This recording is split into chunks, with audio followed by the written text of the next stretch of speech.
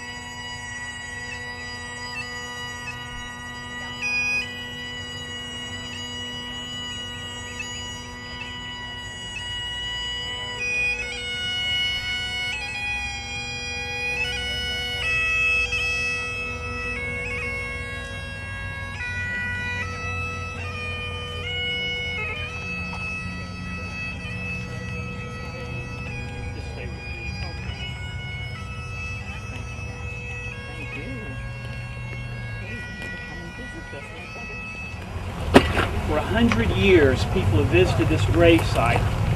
For 100 years, they have laid wreaths. For 100 years, they have remembered. What we do today is yet another chapter in a story that began when fellowship was found in the midst of the flames, and hope was given where hope was disintegrating before their very eyes. A community that considers itself a connecting place, a place where people come from all over the world and find their place, found itself on that fateful day dealing with people that they didn't particularly care for. Carnival people and hometown people. The great divide that was in the middle of it all was something that was bridged by the one gift that only the heart can give, and it's the gift of compassion. And once the flames began, once the wreck occurred, suddenly everybody became brothers and sisters. Everybody became community. Everybody became home folks. And this community embraced them as their very own. A few hours before, they never would have invited them home. They never would have prepared a meal. They never would have engaged them because these were people just passing through town, just for entertainment. But in that moment, this community rose to its best self, and the needs of the people were met. The pastor of First Baptist, L.R. Christie, conducted the funeral in the sanctuary that still stands and the one we still use every Sunday. When Hazel Kempf came back to visit, Frederick Porter, the pastor of First Baptist Church, met her, showed her around, gave her that moment.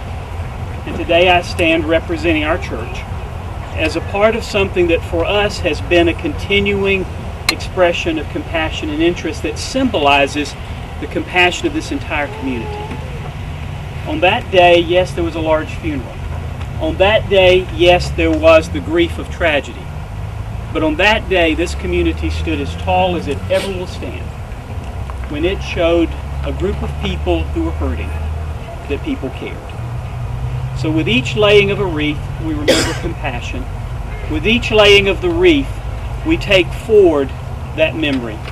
With each laying of a wreath, we remind people that those lives mattered and that the compassion continues. And it is my prayer that as we lay this wreath, this will be one of many that will be laid here from this day forth. And the compassion will continue. The spirit of this community will always be symbolized by inclusiveness and hopefulness. And that where everyone, no matter who they are, will find an embrace in their time of trouble. That's what this moment is about. And may God bless the moment as we rededicate the monument, as we remember the souls lost, as we continue to take the legacy forward in our own lives of compassion. I'm going to ask Nancy, I'm going to ask the reenactors, if they will join me as together we close the meeting. Thank you.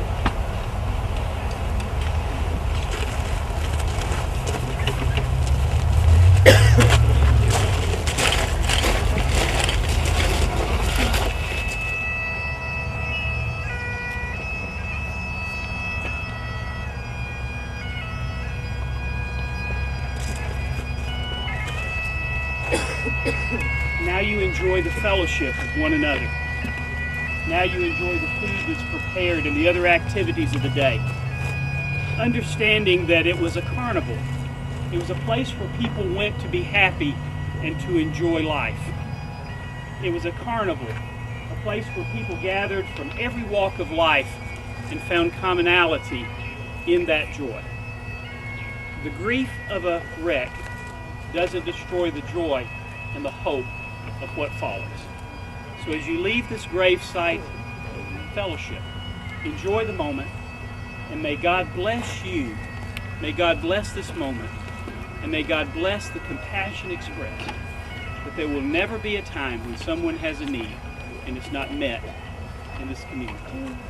So go in the peace and the love of our Lord. Go in the compassion and strength of heaven. And go in the knowledge that when life ends here, there's one who greets you there. In his name, amen. Amen. Let's be introduced to our reenactors here. Ladies and gentlemen, I am Con T. Kennedy. Myself and my two colleagues here will be roaming around. We'll find these little areas to talk about our experience that day. What we remember about that day. He used the word fellowship. I use the word family. I'm an orphan. At the age of 10, I ran away from the orphan asylum, as it's called. I made my way in the world, a self-made man. But here in Columbus, I found the true meaning of family. Find me, and I'll tell you about it. Let me introduce you, Miss Hazel Helen Kim.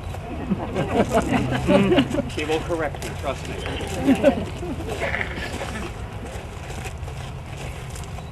I'm Hazel Helen Kim Mack, as I was on the Carnival train that fateful day, along with my parents. There are many stories that have been told in the newspapers as to how I survived. Come find me. I'll tell you the rest of the story. And this gentleman was on the, I call it the offending train. But he has a story where he tried to be a hero. Unfortunately, let you tell the story. Well, I'm Baggage Master Frierson, and I saw that there was an error in the train order, but no one would listen to me. And I tried to stop the train. I tried to stop this tragedy, but I couldn't do it. Seek me out, and I'll tell you what all happened.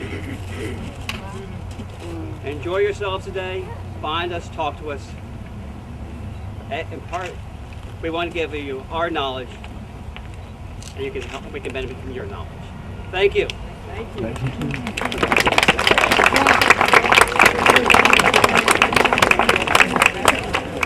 and people were screaming. We were running down the tracks trying to get the people out of the burning cars. Saddest of all was the little Kemp girl. Her parents were trapped inside their car. It was on fire, and their clothes were burning, and they threw her out. She was caught beneath the clouds. And anyway, with their screams and horror, they died. It was terribly tragic. I blame the conductor as much as I blame the engineer. I told them what was going on. The porter told them what was going on. They would not listen. On this particular, generally, with age and experience comes wisdom. But on this day, with experience came arrogance. And it's arrogance that caused the train. Thank you so much. Thank you. I am Hazel Helen Kemp Mack. I was on board the Carnival train that fateful day in 1915 with my parents, Fred and Blanche Kemp. My father became interested in building the model city at the age of 11. For 5 years, he worked on his creation. He made it from discarded pieces of scrap that he found. At the age of 16, his model Wonder was ready to be seen by the public for the first time. In the late 1800s, my father took his mechanical Wonder to the Imlay City County Fair. He charged a nickel to see it. At the end of the fair, my father had made almost $300. That was a lot of money back in those days. My father, seeing the potential that this presented, decided to take his model city on the road. And he began to travel from city to city with the Conti Carnival train.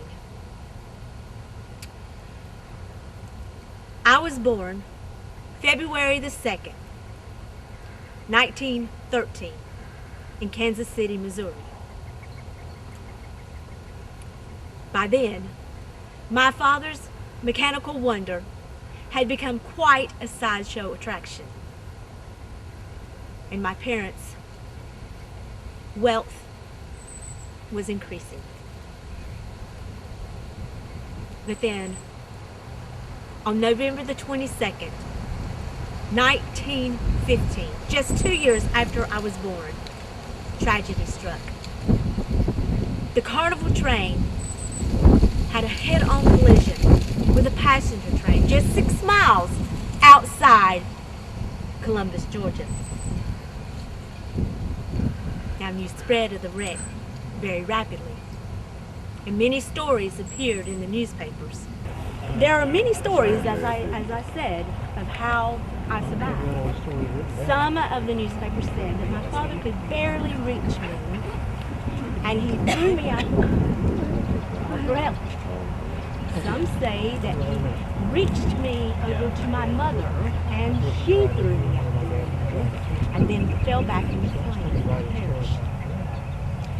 Still others say that my father threw me out the window, called for help, and a clown from our carnival heard him calling and came to my rescue.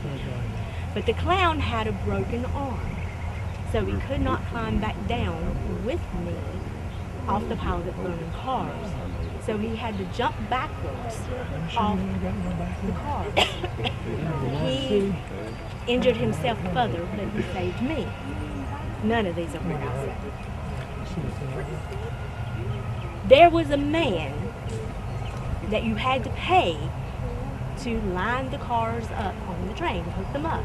Now, the more you paid him, of course, the better spot you got. Yep. My father was a chief journeyman. He didn't pay very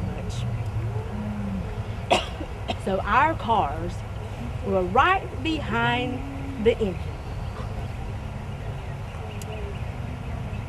So when the the engineer on our train saw the other train coming, he stopped, started blowing the whistle. My father seeing what was happening, wrapped me in a blanket, kicked the wind out, threw me out the window, hoping I would survive and someone got me.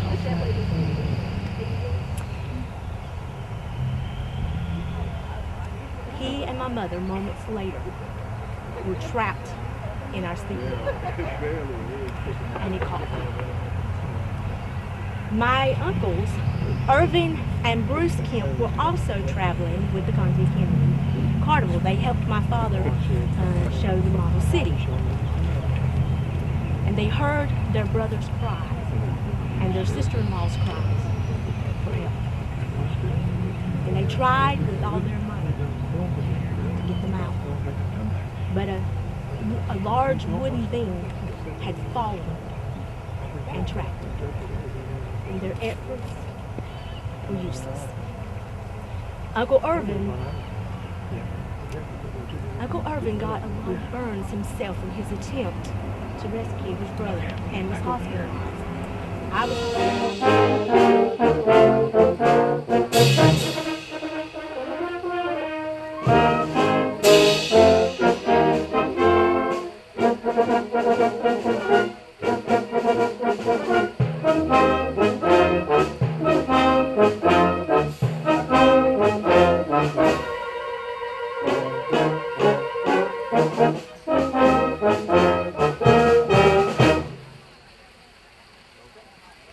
I am Conji Kennedy, owner of the Conji Kennedy Carnival.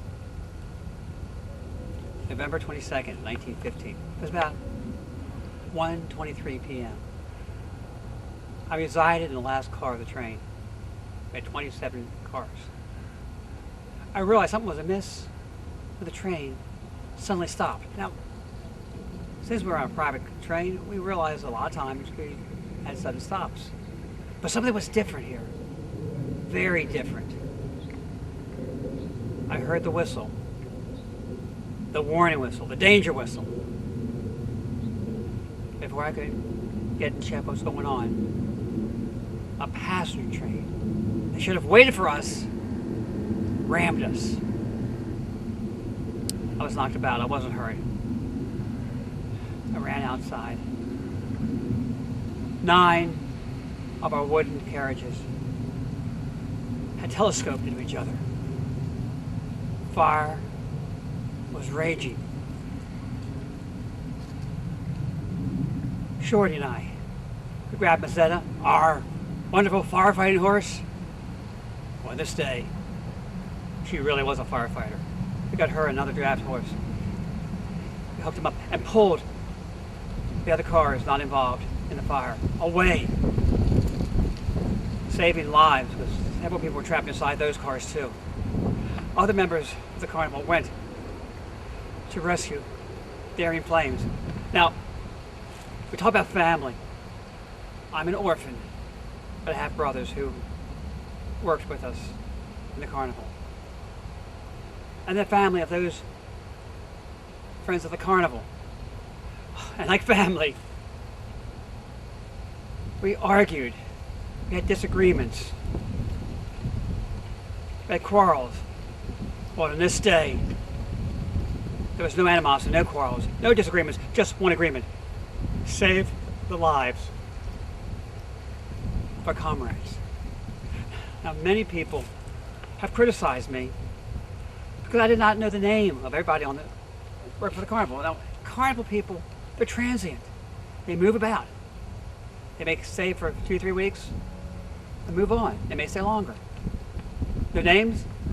Shorty, Carrot Top, different names. But they're all family. And then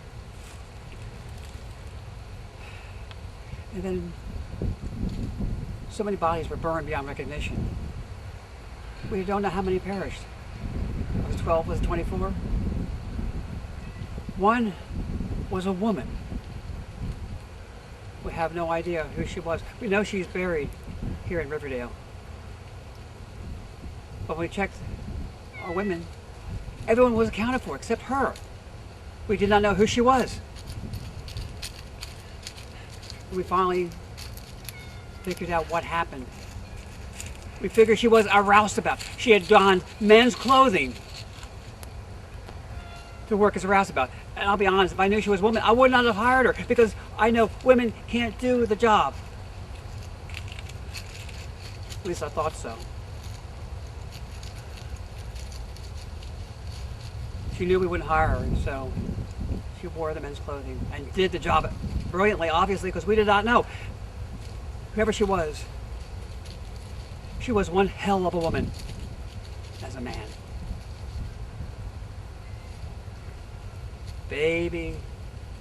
Little baby Hazel. Hazel Kemp, daughter of Fred and Blanche. Now Fred, her father, had made a model city. They toured around the country, and we were privileged to have him. It was probably our best known attraction. When he saw the act was going to happen, he threw his daughter out of the train, saving her life. He sacrificed his life for her. He and Blanche burned to death, along with many others. He had a pet cougar, and many of the animals died in the fire. Many escaped. The cougar did escape, but we had to shoot him for safety. Everybody loved Hazel. People in Columbus loved Hazel. She symbolized our survival. We miss her. I'm so glad she's here today as a grown woman now. She's like me, an orphan, and did well. And one thing, as an orphan, I made sure that when our carnival stopped in whatever town, I went to the orphan asylum and invited the orphans to come to see our show. Family. One family I didn't know I had was here in Columbus when the train crashed. Like angels, they flew down and rescued us, saved us. Now we're carnival people, people that the good citizens of Columbus would never be near. If we were walking down the street, they would cross the street. But on that day, they realized we're just like them. People in need, people who love. After the crash, some of the disreputable people would set out rumors that members of my company were out begging on the streets. Those citizens of Columbus will testify that's a falsehood. And then Thanksgiving. Remembrance for our colleagues. Funeral. First Baptist Church was magnificent. And then they gave us a Thanksgiving dinner, which we'll never forget. Very special. And then another family I did not realize I had. I had to work for Mr. Parker. He was my mentor after I escaped my orphanage. He took me under his wing and taught me a lot. I learned a lot. He learned a lot from me too. So I knew he would help me. But then our other competitors, P.T. Barnum, the great P.T. Barnum, contacted me and said, well, your friends want to help you and I want to help you. We know you need some acts, need some attractions. We will lend you some. And he did. Family. I like the town nearby called Phoenix. Is what we are. We rose from the ashes. And as we head to Albany, we knew we had some great days ahead of us. So I think of my personal family, my brothers, my friends at the carnival, family, my competition, family, and the great people here in Columbus who helped us, who saved us. I thank you all. God bless you.